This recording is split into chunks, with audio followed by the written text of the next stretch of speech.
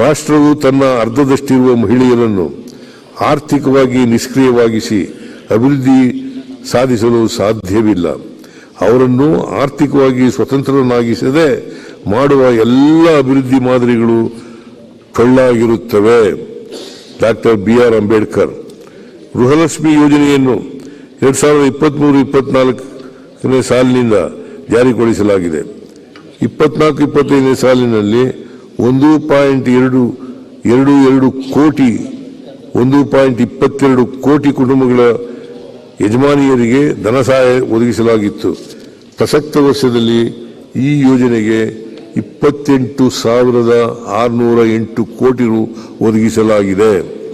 ರಾಜ್ಯದ 37 ಲಕ್ಷ ಮಕ್ಕಳ ಮತ್ತು ಕಲಿಕೆಯಲ್ಲಿ ಮಹತ್ತರ ಪಾತ್ರ ವಹಿಸುತ್ತಿರುವ ಅಂಗನವಾಡಿ ಕಾರ್ಯಕರ್ತೆಯರಿಗೆ ಗೌರವಧನ 700 ಹಾಗೂ ಸಹಾಯಕರ ಗೌರವಧನವನ್ನು 750ಕ್ಕೆ ಹೆಚ್ಚಿಸಲಾಗುವುದು.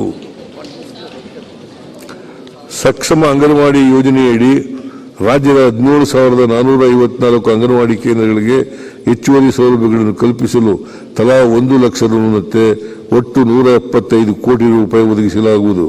ಅಂಗನವಾಡಿ ಕಟ್ಟಡಗಳ ನಿರ್ಮಾಣಕ್ಕಾಗಿ ನಗರಸಭೆ ಪುರಸಭೆಗಳಲ್ಲಿ ಲಭ್ಯವಿರುವ 173 CA ನಿವೇಶನಗಳನ್ನು ನಗರಾಭಿವೃದ್ಧಿ ಇಲಾಖೆಯಿಂದ 50% ರಿಯಾಯಿತಿ ದರದಲ್ಲಿ ಖರೀದಿಸಲು 10 ಕೋಟಿ ಮೀಸಲಿರಿಸಲಾಗಿದೆ.